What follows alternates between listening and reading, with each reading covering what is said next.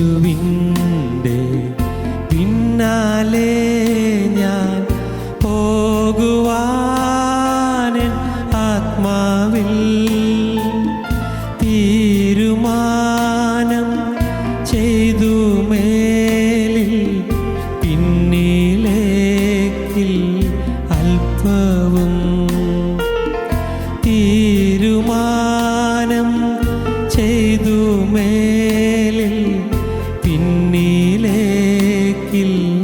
അല്പവും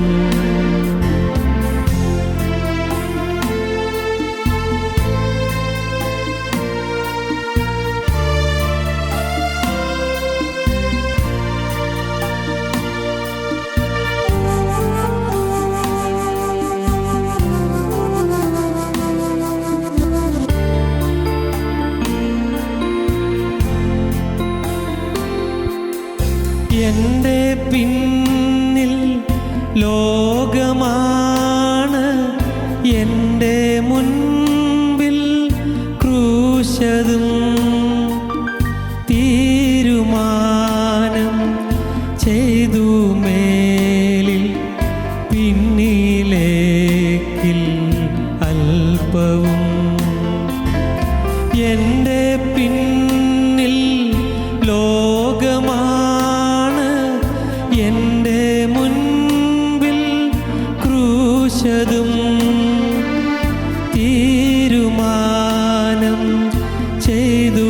മേലിൽ പിന്നിലേക്കിൽ അല്പവും യേശുവിൻ്റെ പിന്നാലെ ഞാൻ പോകുവാനെൻ ആത്മാവിൽ തീരുമാനം ചെയ്തു. മേലിൽ പിന്നിലേക്കിൽ അല്പവും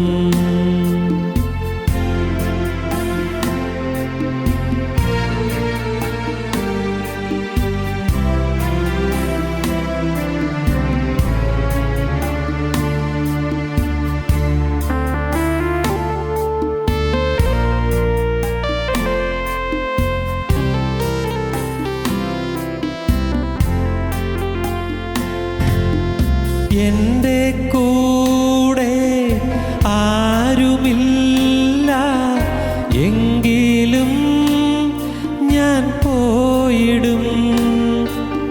തീരുമാനം ചെയ്തു. മേലിൽ പിന്നിലേക്കിൽ അല്പവും എൻ്റെ കൂടെ ആരുമില്ല എങ്കിലും ഞാൻ പോയിടും.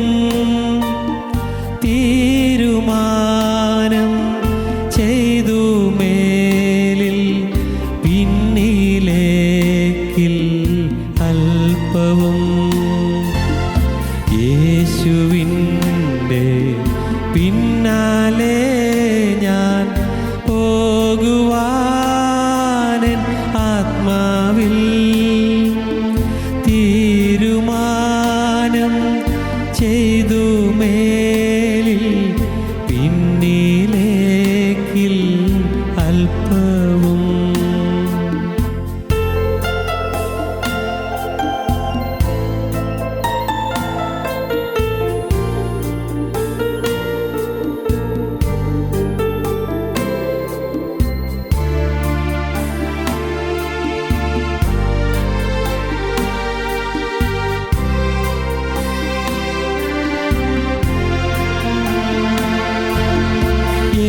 യേശുവിനെ മാത്രം നോക്കും, ബാക്കിയെല്ലാം മാറ്റിടും.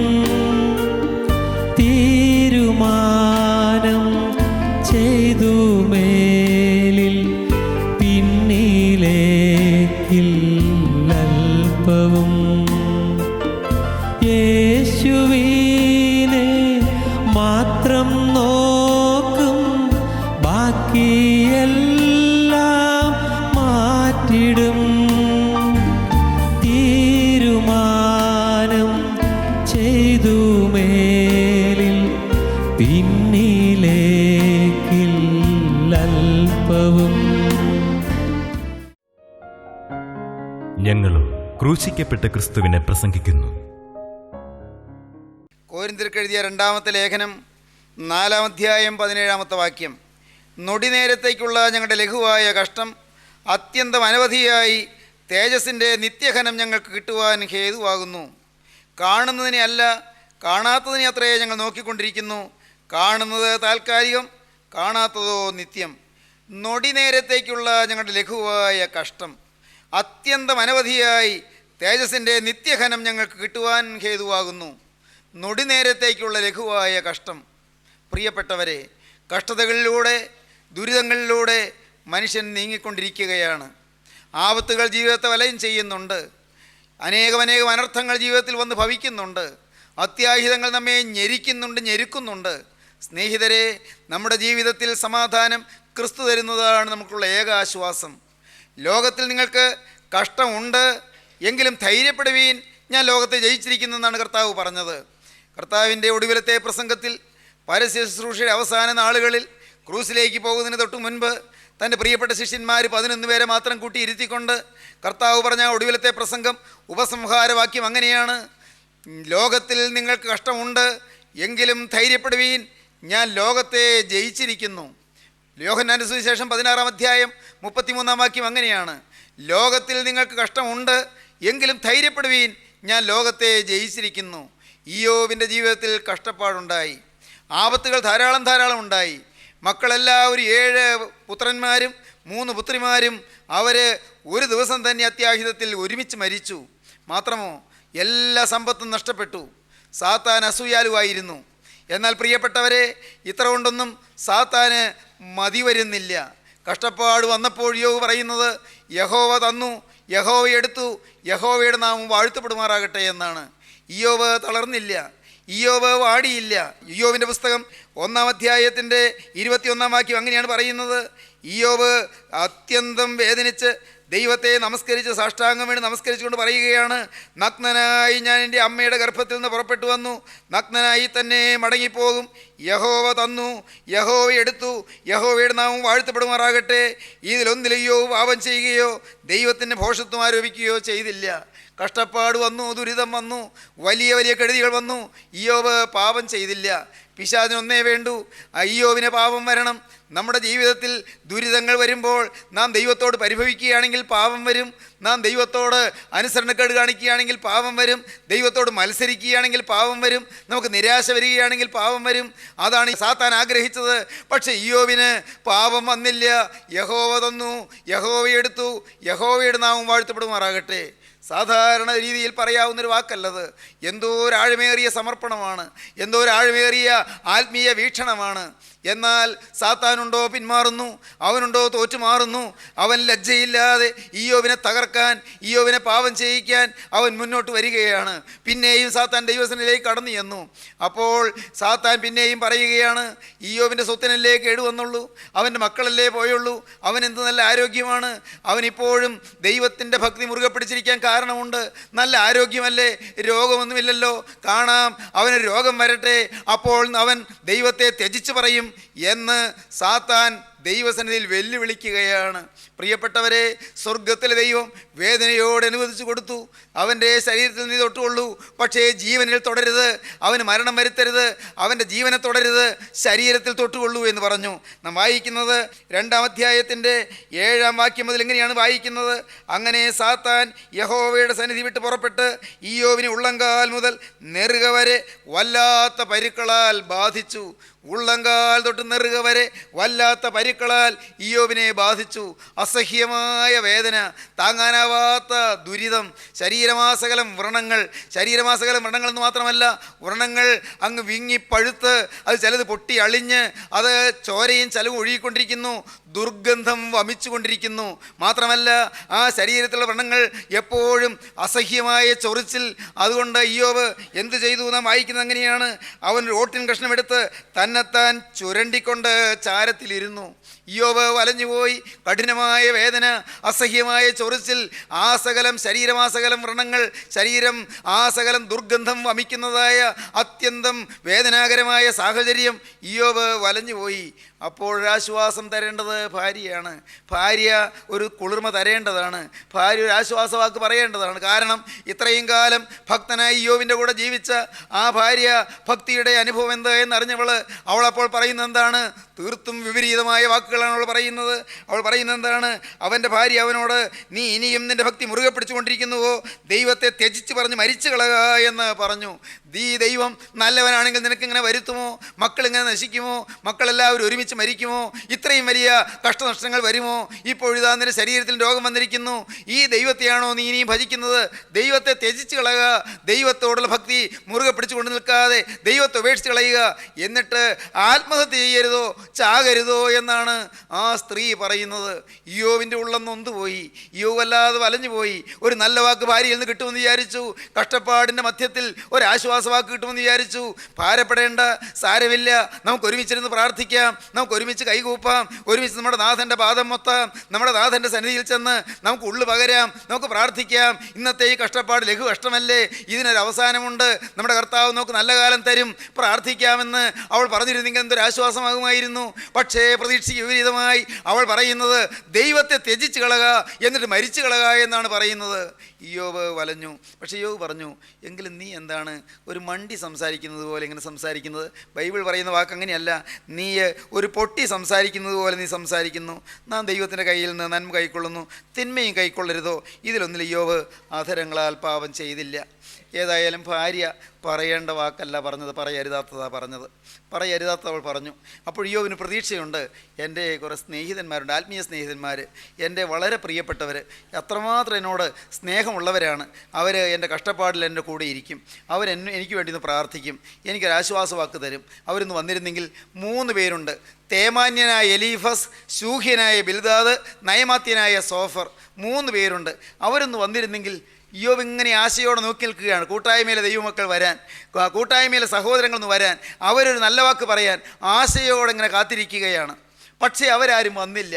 ഇയ്യോബ് ഈ വേദന കൊണ്ട് പൊളയുമ്പോഴും ദുർഗന്ധം വമിക്കുന്ന വ്രണങ്ങളിങ്ങനെ പൊട്ടിയൊലിച്ച് ചീഞ്ഞ് അളിഞ്ഞ് ഒഴുകുമ്പോഴും, അപ്പോഴെല്ലാം ഇയ്യോബ് ദേഹവാസകലം ചുരണ്ടിക്കൊണ്ട് മാന്തിക്കൊണ്ടിരിക്കുമ്പോഴും, വേദന കൊണ്ട് വലയുമ്പോഴും ഇയ്യോബ് അങ്ങ് വെളിയിലേക്ക് നോക്കുകയാണ്. കൂട്ടായ്മക്കാർ വരുന്നുണ്ടോ? സ്നേഹിതന്മാർ വരുന്നുണ്ടോ? ആത്മീയ സഹോദരങ്ങൾ വരുന്നുണ്ടോ? ആശയോടെ നോക്കുകയാണ്. ഉണ്ടല്ലോ, അവർ വരുന്നുണ്ട്. ഭാഗ്യം. ഇയ്യോബിന് വലിയ പ്രതീക്ഷയായി. ഭാര്യ എഴുതാത്തത് പറഞ്ഞാലും ഇവരെന്നോട് കൂടെ ഇരുന്ന് നല്ല വാക്ക് പറയും, എനിക്കൊരാശ്വാസം തരും. ഇയ്യോബ് പ്രതീക്ഷയോടെ ഇരിക്കുകയാണ്. പ്രിയപ്പെട്ടവരെ, എന്താണ് ഉണ്ടായത്? അവർ വന്നിട്ട് they were silent for 7 days. 7 ദിവസത്തേക്ക് മൗനമായിരുന്നു. പറയേണ്ടത് അവർ പറഞ്ഞില്ല. അസഹ്യമായ അനുഭവങ്ങൾ താങ്ങാൻ വയ്യ. ദൈവജനമേ, നിങ്ങളോട് പറയട്ടെ, പറയരുതാത്തത് പറയുന്നവർ നിങ്ങളുടെ ചുറ്റുമുണ്ട്, പറയേണ്ടത് പറയാത്തവർ നിങ്ങളുടെ ചുറ്റുമുണ്ട്. ദൈവത്തിൻ്റെ വലിയ നാമം മഹത്വപ്പെടട്ടെ. പറയരുതാത്തത് പറയും, പറയേണ്ടത് പറയുന്നില്ല. എങ്കിലും ദൈവവൈതലേ, ഇങ്ങനെ വിരുദ്ധ സാഹചര്യങ്ങൾ തെറുത്തുയർന്നു വരുമ്പോഴും ധൈര്യത്തോടെ നിൽക്കാൻ നിനക്ക് കഴിയുമോ? കഴിയും. എപ്പോൾ? നൊടിനേരത്തേക്കുള്ള ലഘുകഷ്ടമെന്ന് നീ കണ്ടാൽ മാത്രം മതി. അതൊരു ആത്മീയ വീക്ഷണമാണ്. ഇത് തൽക്കാലത്തേക്ക് മാത്രമുള്ളൊരു ദുരിതം. വലിയൊരു തേജസ്സിൻ്റെ നിത്യഘനം അത്യന്തം അനവധിയായി എനിക്ക് ലഭിക്കാൻ പോകുന്നു. വെളിപ്പെടുവാനൊരു തേജസ്സുണ്ട്. നിത്യജീവനിലേക്ക് ചെല്ലുമ്പോൾ അവിടെ രോഗമില്ല. നിത്യസ്വർഗത്തിലേക്ക് ചെല്ലുമ്പോൾ അവിടെ യാതനയില്ല, അവിടെ കണ്ണുനീരില്ല, അവിടെ പ്രലപനങ്ങളില്ല, അവിടെ ആക്രന്ദനങ്ങളില്ല, അവിടെ കരച്ചിലുകളില്ല, അവിടെ ദുരിതങ്ങളില്ല, അവിടെ കഷ്ടപ്പാടുകളില്ല, അവിടെ എതിർപ്പുകളില്ല. അവിടെ എന്തോ ഒരു സൗഭാഗ്യം, എന്തോ ഒരു സമാധാനം, എന്തോ ഒരു സന്തോഷം, ആഹ്ലാദത്തിൻ്റെ ആരവാരവും സന്തോഷത്തിൻ്റെ സ്തുതിഘോഷവും ജീവനുള്ള ദൈവത്തിൻ്റെ ആരാധനയുടെ സൗകുമാര്യവും നിറഞ്ഞ ആ സ്വർഗീയ അന്തരീക്ഷത്തിലേക്കല്ലയോ ഞാൻ ചെല്ലുന്നത്? ദൈവവൈതലേ, നമ്മുടെ ജീവിതത്തിൽ എതിർപ്പുകൾ വരുമ്പോൾ, മറ്റുള്ളവരിൽ നിന്ന് കുറ്റപ്പെടുത്തലുകളും ഒറ്റപ്പെടുത്തലുകളും വരുമ്പോൾ തളരല്ലേ, നാം നിരാശപ്പെടല്ലേ, ആരും ഭാരപ്പെടല്ലേ. ഓർക്കുക, അടിക്കടി ദുരിതം വരുമ്പോഴും തളരല്ലേ. നൊടി നേരത്തേക്കുള്ള ലഘുവായ കഷ്ടം മറക്കല്ലേ. നൊടി നേരത്തേക്കുള്ള ലഘുവായ കഷ്ടം. Suffering heart, suffering life. പ്രിയപ്പെട്ടവരെ, സഫറിങ് ലൈഫ്, സഫറിങ് ഹാർട്ട് വലയുന്നവരാരെല്ലാം യുവാക്കളെ കേൾക്കുന്നുണ്ട്. ദുരിതത്തിൽ ഉഴലുന്നവർ, ജീവിതമാകെ നിരാശയിൽ വലയുന്നവർ, മരിച്ചാൽ മതിയെന്ന് ഓർക്കുന്നവർ, ഒരിറ്റ് സ്നേഹത്തിന് വേണ്ടി ഉള്ളം കേഴുന്നവർ, എൻ്റെ ദൈവമേ ഒരിറ്റ് സ്നേഹം കിട്ടിയിരുന്നെങ്കിൽ ദൈവത്തിൻ്റെ വലിയ നാമം മഹത്വപ്പെടട്ടെ. കഴിഞ്ഞ ഒരവസരത്തിൽ ടി വിയിലുള്ള ഈ പ്രസംഗം അത് കേട്ട് കഴിഞ്ഞതിന് ശേഷം ഒരാളെന്നെ വിളിച്ചു, സാറേ ഞാൻ ഒരു വിധവയാണ്, സാർ എനിക്ക് വേണ്ടി പ്രാർത്ഥിക്കണം. ഞാൻ ചോദിച്ചു, ഭർത്താവ് മരിച്ചിട്ട് എത്ര നാളായി? പറഞ്ഞു, സാറേ ഭർത്താവ് മരിച്ചിട്ടില്ല. അപ്പോൾ പിന്നെന്താ വിധവയെന്ന് പറഞ്ഞത്? സാറേ ഭർത്താവ് മരിച്ചിട്ടില്ല, ഞങ്ങളൊരു വീട്ടിൽ തന്നെയാണ് താമസിക്കുന്നത്, പക്ഷേ ഞാൻ ഇന്നൊരു വിധവയെ പോലെയാണ് കഴിയുന്നത്. സാറിന് അർത്ഥം മനസ്സിലായില്ലേ? സാറിന് ഇപ്പോഴും മനസ്സിലായില്ലേ? ദൈവത്തിൻ്റെ വലിയ നാമം മഹത്വപ്പെടട്ടെ.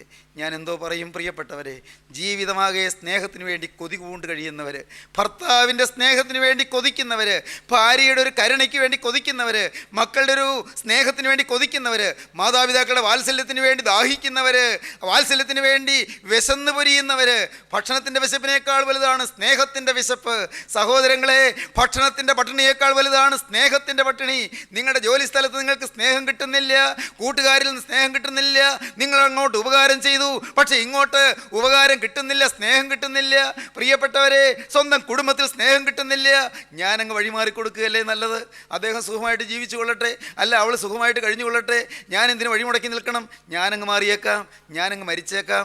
ഇങ്ങനെ ചിന്തിക്കുന്നവരില്ലേ പ്രിയപ്പെട്ടവരെ? ഈ കടഭാരത്തിൽ ഞാൻ എന്തിനു വലയണം, അങ്ങ് ജീവിതം ഒടുക്കുകയല്ലേ നല്ലത് എന്ന് ചിന്തിക്കുന്നവരില്ലേ? ദൈവ പൈതലേ, ഈ ചിന്തകളെല്ലാം പൈശാചിക ചിന്തകളാണ്. ആത്മഹത്യാ പ്രവണതകളെല്ലാം സാത്താന്യ ബാധകളാണ്, അത് ഭൂതബാധകളാണ്. നിത്യനരകത്തിൻ്റെ ഭീകര തീപ്പൊയ്യിലേക്ക് നിങ്ങളെ നയിച്ചു കൊണ്ടുപോകുവാനുള്ള പിശാചിൻ്റെ തന്ത്രങ്ങളും കൗശലങ്ങളും അവൻ്റെ ഉപായങ്ങളുമാണ്. ആ കുടുക്കിൽ നിങ്ങൾ കുടുങ്ങിപ്പോകരുത്, ആ കെണിയിൽ നിങ്ങൾ അകപ്പെട്ടു പോകരുത്. ദൈവത്തിന് സ്തോത്രം. എനിക്ക് ഈ ദുരിതമാണല്ലോ ഉള്ളത്, എന്നുണ്ട് എനിക്കൊരു വിശ്രമം. പ്രിയപ്പെട്ടവരെ, ദുരിതത്തിൽ വലയുന്നവർ, ഇയ്യോബ് വലഞ്ഞു, സ്നേഹിതന്മാരും മിണ്ടിയില്ല, മിണ്ടേണ്ടവർ മിണ്ടിയില്ല. അപ്പോൾ മിണ്ടേണ്ടവർ മിണ്ടിയില്ലെന്ന് മാത്രമല്ല, ഭാര്യ മിണ്ടരുതാത്തത് മിണ്ടുകയും ചെയ്തു. ദൈവത്തിന് സ്തോത്രം. ഇയ്യോബ് വലഞ്ഞുപോയി, ഇയ്യോബ് തളർന്നുപോയി, ഇയ്യോബ് വിഷമിച്ചു പോയി. എന്നാൽ ദൈവത്തിന് സ്തോത്രം, ഈ കഷ്ടതകളിൽ കൂടി ജീവനുള്ള ദൈവം ഇയ്യോബിനെ തേജസ്കരിക്കുകയായിരുന്നു, ഇയ്യോബിനെ ശുദ്ധീകരിക്കുകയായിരുന്നു, ഇയ്യോബിൻ്റെ ആത്മാവിനെ കഴുകുകയായിരുന്നു. എൻ്റെ ദൈവത്തിൻ്റെ വലിയ നാമം മഹത്വപ്പെടട്ടെ. അതെന്തോ ഒരു ഭാഗ്യമാണ് പ്രിയരെ. ഉള്ളത്തെ കഴുകുന്ന ദൈവസ്നേഹം, ഹൃദയത്തെ രൂപാന്തരപ്പെടുന്ന ദൈവത്തിൻ്റെ സ്നേഹം, ഈ കല്ല് ഉരച്ചുരച്ച് മൃദുലമാക്കുന്ന ദൈവസ്നേഹം, പരിക്കൻ പ്രകൃതിയെ ഉരച്ചുരച്ച് മൃദുലമാക്കുന്ന ദൈവസ്നേഹം. ദൈവത്തിൻ്റെ വലിയ നാമം മഹത്വപ്പെടട്ടെ.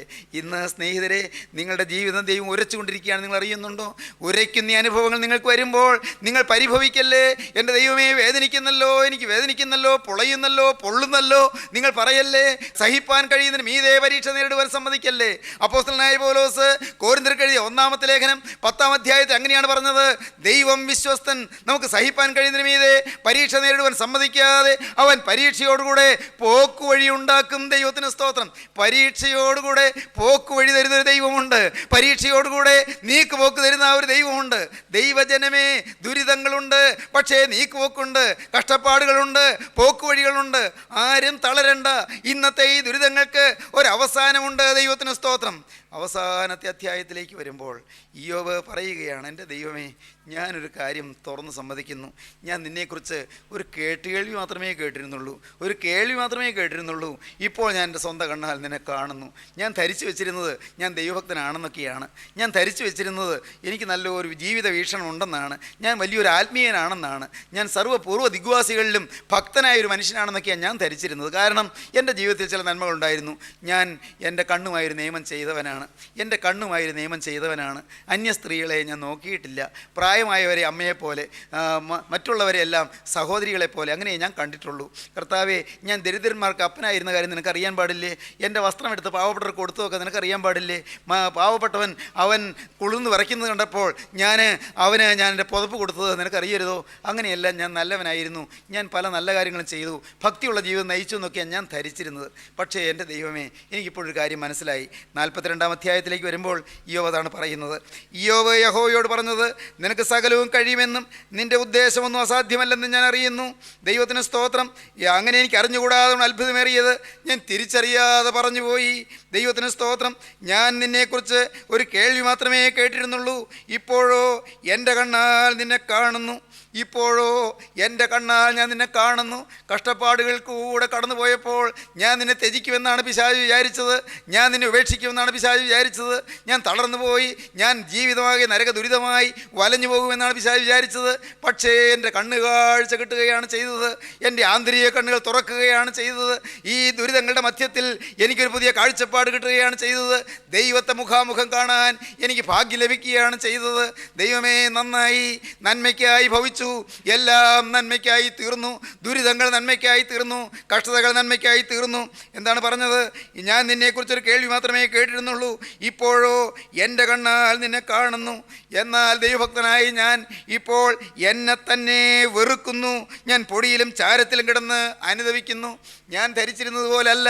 എനിക്ക് എന്നെക്കുറിച്ചൊരു മതിപ്പുണ്ടായിരുന്നു, എന്നെക്കുറിച്ചൊരു ബഹുമാനം ഉണ്ടായിരുന്നു, എൻ്റെ ആത്മീയ നിലവാരത്തെക്കുറിച്ച് എനിക്കൊരു നല്ല ബോധ്യമുണ്ടായിരുന്നു. മറ്റുള്ളവരെക്കാൾ ഭേദമായ ഒരു ആത്മീയമായ നിലവാരം എനിക്ക് ഞാൻ പുലർത്തുന്നുണ്ട് എന്ന് എനിക്ക് എന്നെക്കുറിച്ചൊരു ധാരണയുണ്ടായിരുന്നു. പക്ഷേ ഇപ്പോൾ എൻ്റെ ഉൾക്കണ്ണ് തുറന്നപ്പോൾ നാഥ എനിക്ക് മനസ്സിലായി ഞാൻ എന്നെ തന്നെ വെറുക്കേണ്ടവനാണ് എന്ന്. എൻ്റെ കണ്ണ് തുറന്നപ്പോൾ, നിന്നെ ഞാൻ നേരിട്ട് കണ്ടപ്പോൾ എനിക്ക് മനസ്സിലായി ഞാൻ എത്ര അശുദ്ധനാണെന്ന്. ദൈവത്തിൻ്റെ വിശുദ്ധിയുടെ മുൻപിൽ ഞാൻ എത്ര അശുദ്ധനാണെന്ന് എനിക്ക് മനസ്സിലായി. ദൈവത്തിൻ്റെ തേജസ്സിൻ്റെ മുന്നിൽ ഞാൻ എത്ര അരിഷ്ടനാണെന്ന് എനിക്ക് മനസ്സിലായി. ദൈവത്തിൻ്റെ അടുത്തുകൂടാത്ത വെളിച്ചത്തിൻ്റെ മുന്നിൽ ഞാൻ എത്ര നിസ്സാരനാണെന്ന് എനിക്ക് മനസ്സിലായി. എൻ്റെ ദൈവമേ, ഞാനിതാ എൻ്റെ സ്വന്തം കണ്ണാൽ നിന്നെ കാണുന്നു. എൻ്റെ കണ്ണ് നീ തുറന്നു തന്നു, പുറമേയുള്ള കണ്ണല്ല, എൻ്റെ അകക്കണ്ണ് നീ തുറന്നു തന്നു. നാഥ, ഞാനിപ്പോൾ എന്നെ തന്നെ വെറുത്ത് പൊടിയിലും ചാരത്തിലും കിടന്ന് അനുദപിക്കുന്നു. ദൈവജനമേ, കഷ്ടപ്പാടിലും ദുരിതത്തിലും വലയുന്നവരെ, ഇന്ന് നിങ്ങൾ ഓർക്കൂ, നിങ്ങൾ ദൈവസന്നിധിയിൽ താഴുവീൻ, നിങ്ങളെ തന്നെ തിരിച്ചറിയുവീൻ. ദൈവത്തിൻ്റെ തേജോമയമായ വിശുദ്ധിയുടെ മുന്നിൽ ഞാൻ എന്തുള്ളൂ എന്ന് നിങ്ങളൊന്ന് കണ്ടെത്തുവീൻ. നാം എല്ലാം മനുഷ്യരാണ്, നാം എല്ലാം പാപികളാണ്, നാം എല്ലാം നിസ്സാരരാണ്, നാം എല്ലാം സാധുക്കളാണ്. പ്രിയപ്പെട്ടവരെ, നാം ആരെങ്കിലും ഊതിയാൽ പറന്നു പോകാനുള്ള ബലമേ നമുക്കകത്തുള്ളൂ. ദൈവത്തിൻ്റെ വലിയ നാമം മഹത്വപ്പെടട്ടെ. എന്നാൽ ദൈവത്തിന് സ്തോത്രം, ദൈവം ഉന്നതനാണ്, അവൻ യുഗങ്ങളുടെ പാറയാണ്. ദൈവത്തിന് സ്തോത്രം, അവൻ ആദിയില്ലാത്ത ആദിയാണ്, അവൻ അന്തമില്ലാത്ത അന്തമാണ്. Is the beginningless beginning and the endless end. ആദിയില്ലാത്ത ആദിയും അന്തമില്ലാത്ത അന്തവുമാകുന്നു. അവൻ ആദിയും അന്തവുമാകുന്നു. അവൻ ആൽഫയും ഓമേഗയുമാകുന്നു. അവൻ ദാവീദിൻ്റെ വേരും വംശവും ശുഭ്രമായ ഉദയനക്ഷത്രവുമാകുന്നു. അവൻ പൊൻചങ്കോൽ പിടിക്കുന്നവനാകുന്നു, വലം കൈയിൽ 7 പൊന്നക്ഷത്രം പിടിച്ചിരിക്കുന്നവനാകുന്നു, മാറത്ത് പൊൻകച്ച കെട്ടിയവനാകുന്നു, ഉലയിൽ ചുട്ടുകൊഴിപ്പിച്ച വെള്ളോടിന് സദൃശമായ കാലുകളോട് കൂടിയവനാകുന്നു, അരയിൽ ഊഫാസ്തംഗം അവൻ ധരിച്ചിരിക്കുന്നവനായി ആകുന്നു. പ്രിയപ്പെട്ടവരെ, അവൻ തേജോമകനാകുന്നു. അവൻ 7 പൊൻ നിലവിളക്കളുടെ നടുവിൽ നടക്കുന്നവനാകുന്നു. അവൻ ജീവനുള്ള ദൈവമാകുന്നു. അവൻ തേജോമയനാകുന്നു. അവൻ വിശുദ്ധിയുടെ തേജസ് വഹിക്കുന്നവനാകുന്നു. അവൻ അടുത്തുകൂടാത്ത വെളിച്ചത്തിൽ വസിക്കുന്നവനാകുന്നു. ക്രോബേന്മാർ വിറയലോടെ ആരാധിക്കുന്നവനാകുന്നു. സ്രോപ്പേന്മാർ, 6 ആഴ്ചകളുള്ള സ്രോപ്പേന്മാർ 2 ചിറക് കൊണ്ട് മുഖം മൂടി, 2 ചിറക് കൊണ്ട് പറന്നു നിന്ന്, 2 ചിറക് കൊണ്ട് കാല് മൂടി ദൈവത്തെ ആരാധിക്കുന്ന യഹോവയായ ദൈവം പരിശുദ്ധൻ പരിശുദ്ധൻ പരിശുദ്ധൻ എന്ന് ആഘോഷിച്ച് ആരാധിക്കുന്ന തേജോമയനാകുന്നു. ദൈവ പൈതലേ, അവൻ്റെ സന്നിധിയിൽ നീ എന്തുള്ളൂ? നീ അല്പപ്രാണിയല്ലോ, നീ നിസ്സാരനല്ലോ. നീ നിന്റെ ബുദ്ധി കൊണ്ടൊന്നും വിശകലനം ചെയ്യണ്ട. ഒന്ന് മാത്രം നീ അറിയൂ മകനെ, ഒരേ ഒരു കാര്യം മാത്രം നീ അറിയൂ മകളെ, നിന്റെ ജീവിതത്തിലെ കഷ്ടപ്പാട് മാറ്റാൻ യേശു ക്രിസ്തുവിന് കഴിയും. അതിനത്രേ അവൻ കുരിശിൽ കഷ്ടതയേറ്റത്, അതിനാണ് അവൻ കുരിശിൽ യാതനയേറ്റത്. അവൻ്റെ കൈ ആണിയടിച്ച് തകർക്കപ്പെട്ടത്, അവൻ്റെ കാലുകൾ കാരിരുമ്പാണികൾ കൊണ്ട് തറച്ചത്, അവൻ്റെ ശിരസിൽ മുൾമുടി വെച്ചത്, അവൻ്റെ പുറത്തേക്ക് ചാട്ടവാറ് കൊണ്ട് കൈ 2 മുകളിലോട്ട് കെട്ടിയിട്ടിട്ട് ആ തൂണിലേക്ക് അവൻ്റെ ശരീരവും കെട്ടിയിട്ടിട്ട് 2 വശത്ത് നിന്ന് പടയാളികൾ ചാട്ടവാറ് കൊണ്ട് ആഞ്ഞടിച്ചത്, പുറം ഒഴുചാല് പോലെ കീറിയത് എൻ്റെ കഷ്ടത മാറ്റാനാണ്. മകനെ, നിന്റെ ദുരിതം മാറ്റാനാണ്. മകളെ, നിന്റെ വേദന മാറ്റാനാണ്. യൗവനക്കാരാ, നിന്നെ ഒരു പുതിയ സൃഷ്ടിയാക്കാനാണ്. സ്നേഹിത, നിനക്കൊരു പുതിയ ജീവിതം തരാനാണ്. പ്രിയ മകളെ, നിന്നെ അനുഗ്രഹിപ്പാനാണ്. അവനിതാ ശാപഗ്രസ്തനെ പോലെ കുരിശിലേറിയത്. അവൻ നമുക്ക് വേണ്ടി ശാപമായി തീർന്നിരിക്കുകയാണ്. ഇന്ന് ഈ വാക്കുകൾ നിങ്ങൾ കേൾക്കുമ്പോൾ അവനെ നിങ്ങളൊന്ന് കാണുവീൻ, അവനെ നിങ്ങളൊന്ന് ശ്രദ്ധിച്ചു നോക്കുവീൻ. ദൈവത്തിൻ്റെ വലിയ നാമം മഹത്വപ്പെടട്ടെ. വിശ്വാസത്തിന് നായകനും പൂർത്തി വരുത്തുന്നതിനുമായ യേശുവിനെ നോക്കുവീൻ. അവനത്രേ നമ്മുടെ നാഥൻ, അവനത്രേ നമ്മുടെ നായകൻ, അവനത്രേ കുരിശിന്മേൽ ജയമേറ്റവൻ, അവനത്രേ സാത്താന്റെ തല തകർത്തവൻ. അവനാണ് കുരിശിന്മേൽ വെച്ച് പൈശാചികന്റെ മേൽ ജയോത്സവം കൊണ്ടാടിയവൻ. അവനാണ് പാപത്തെ കുരിശിൽ തറച്ചവൻ. അവനാണ് മകനെ നിന്റെ പാപം പോക്കുവാൻ കുരിശിൽ വേദനയേറ്റവൻ. ദൈവവൈതലേ, അവനാണ് നിന്റെ പാപത്തെയെല്ലാം ഏറ്റുവാങ്ങിയവൻ. അവനിതാ നിന്റെ അരികിൽ കെഞ്ചിക്കൊണ്ട് നിൽക്കുന്നു. മകനേ, നിന്റെ ഹൃദയം എനിക്ക് തരിക, എൻ്റെ മകളെ നിന്റെ ഹൃദയം എനിക്ക് തരിക. മനുഷ്യൻ കഷ്ടതയ്ക്കായി ജനിച്ചിരിക്കുന്നു, സ്ക്രിപ്ചറൽ ഹാർട്ട്, ആ കഷ്ടത അനുഭവിക്കുന്ന ഹൃദയം. എന്നാൽ കഷ്ടത മാറ്റുന്ന ഒരു ദൈവമുണ്ട്, ദുരിതം മാറ്റുന്ന ഒരു ദൈവമുണ്ട്. വിളിച്ചപേക്ഷിപ്പീൻ, എല്ലാ യാതനകളും മാറ്റി പുതുജീവിതം അവൻ നിനക്ക് തരും. ദൈവത്തിന്റെ വലിയ നാമം മഹത്വപ്പെടട്ടെ. എല്ലാ കഷ്ടപ്പാടും മാറ്റി പുതിയ സമാധാനം അവൻ നിനക്ക് തരും. അവൻ പറഞ്ഞിട്ട് പോയത് എന്താണെന്നോ? സമാധാനം ഞാൻ നിങ്ങൾക്ക് തന്നേച്ചു പോകുന്നു, എൻ്റെ സമാധാനം ഞാൻ നിങ്ങൾക്ക് തരുന്നു. ലോകം തരുന്നത് പോലെ അല്ല ഞാൻ നിങ്ങൾക്ക് തരുന്നത്. ഓ എൻ്റെ ദൈവത്തിന് സ്തോത്രം.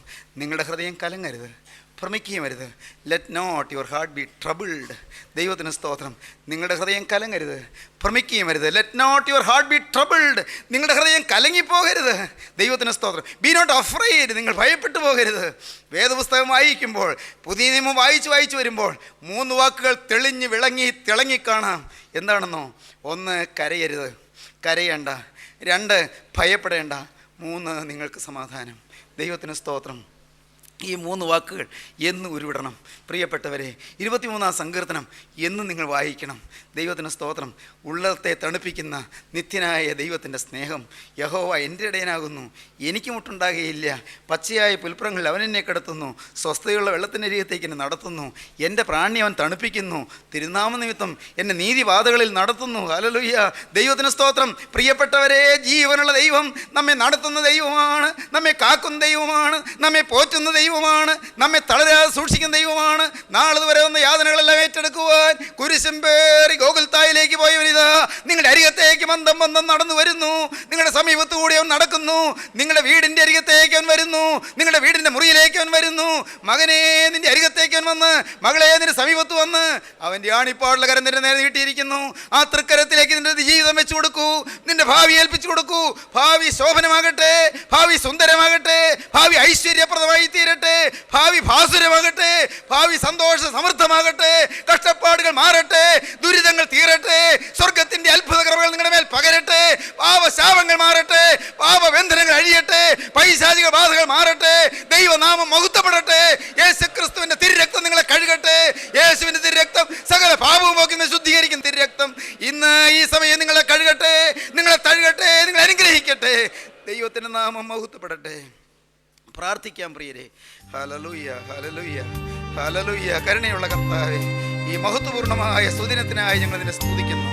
കഷ്ടപ്പാട് മാറ്റുവാൻ, ഞങ്ങളുടെ ജീവിതത്തിൽ സ്ക്രിപ്ചറൽ ഹാർട്ട് തരുവാൻ, ഞങ്ങൾക്ക് തിരുവചനം തരുവാൻ, ഞങ്ങളുടെ ജീവിതത്തിൽ സ്പീക്കിംഗ് ഹാർട്ട് തരുവാൻ, തിരുവചനം സാക്ഷിക്കുവാൻ, സഫറിംഗ് ഹാർട്ടിൻ്റെ വേദന കണ്ട് ഞങ്ങൾക്ക് ആശ്വാസം തരുവാൻ കടന്നു വന്ന രക്ഷകനായ ദൈവപുത്ര, അവിടുത്തെ പാദപീഠത്തിലിതാ ഞങ്ങളെ തന്നെ സമർപ്പിക്കുന്നു.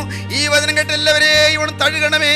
അവിടുത്തെ ആണിപ്പാടുള്ള കരം ഓരോരുത്തരെയും ശിരസിൽ വെക്കണമേ, അനുഗ്രഹിക്കണമേ, വാഴ്ത്തണമേ, സ്വർഗീയ കൃപകളാൽ നിറയ്ക്കണമേ. സ്വർഗത്തിന്റെ ജീവന്റെ അഭിഷേകം ശിരസിന്മേൽ പകരണമേ.